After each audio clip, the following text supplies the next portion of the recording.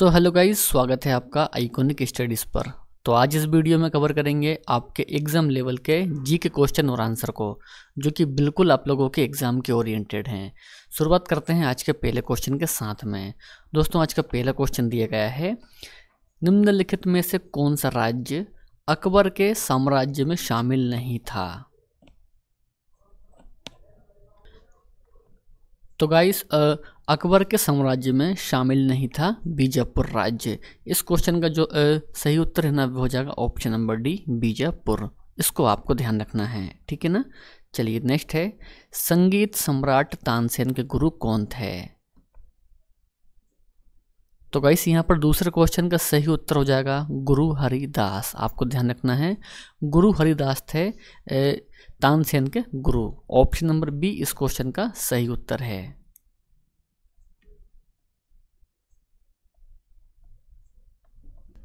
चलिए, तो तीसरा क्वेश्चन दोस्तों आता है कि अलाउद्दीन खिलजी ने निम्नलिखित में से किस कर की शुरुआत की थी। अलाउद्दीन खिलजी ने इन चार कर में से कौन से कर की शुरुआत की थी।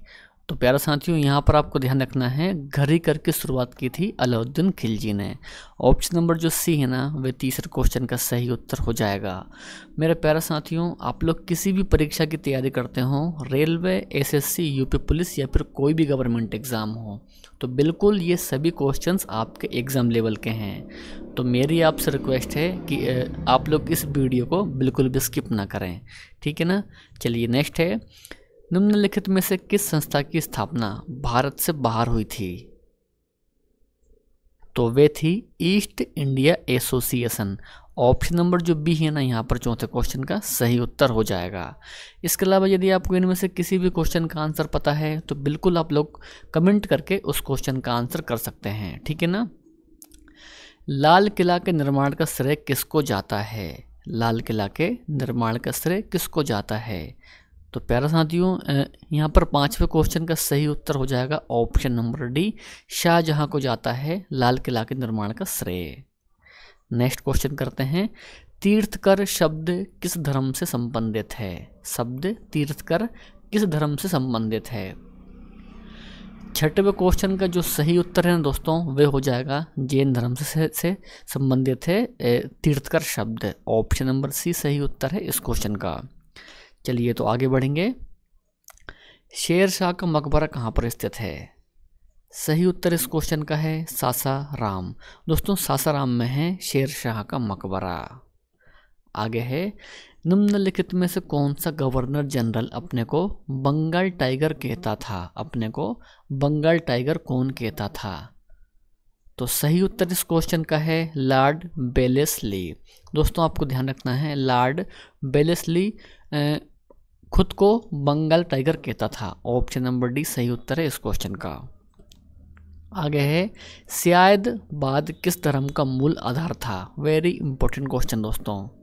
सही उत्तर इस क्वेश्चन का है जैन धर्म का। ऑप्शन नंबर बी सही उत्तर हो जाएगा। नेक्स्ट है, जैन तत्व ज्ञान सिखाने के लिए संपूर्ण दक्षिण एशिया की यात्रा किसने की थी। वेरी इंपॉर्टेंट क्वेश्चन दोस्तों। तो प्यारे साथियों, यहाँ पर आपको ध्यान रखना है कि महावीर स्वामी ने की थी जैन तत्व ज्ञान सिखाने के लिए संपूर्ण दक्षिण एशिया की यात्रा, ठीक है ना। चलिए, बहुत बढ़िया। नेक्स्ट क्वेश्चन करेंगे हम,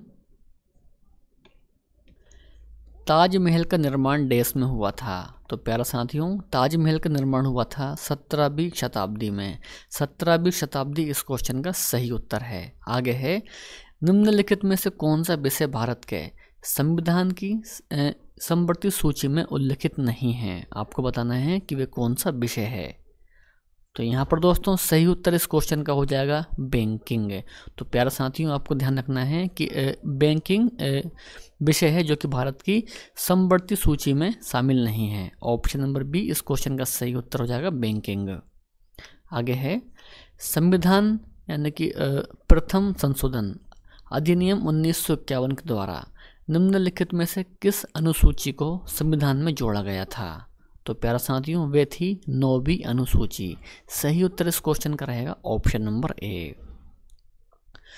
भारत के राष्ट्रपति के महाभियोग की प्रक्रिया भारत के संविधान के अनुच्छेद देश में उल्लिखित है। राष्ट्रपति के महाभियोग की प्रक्रिया, तो मेरे प्यारे साथियों ये उल्लिखित है अनुच्छेद 61 में। सही उत्तर इस क्वेश्चन का है अनुच्छेद 61। संसद के प्रत्येक सदन को बुलाने का अधिकार देश के पास होता है।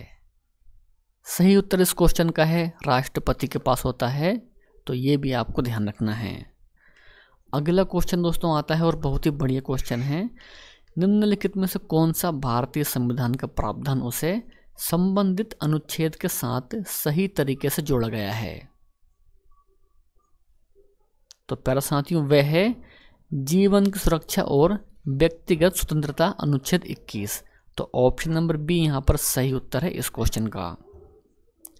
आगे है भारत के संविधान अनुच्छेद 361 के अनुसार देश के कार्यकाल के दौरान उनके खिलाफ अदालत में कोई आपराधिक कार्यवाही नहीं शुरू की जा सकती।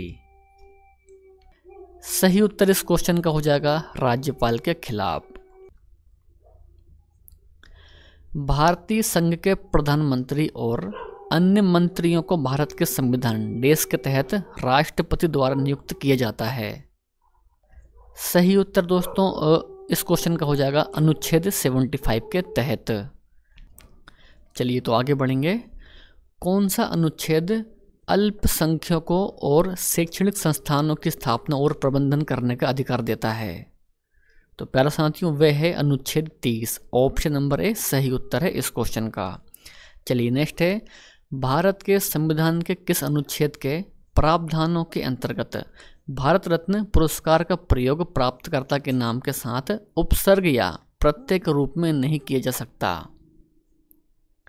तो प्यारे साथियों इस क्वेश्चन का जो सही उत्तर है ना वो हो जाएगा अनुच्छेद 18(1) के तहत नहीं किया जा सकता। ऑप्शन नंबर ए इस क्वेश्चन का सही उत्तर हो जाएगा।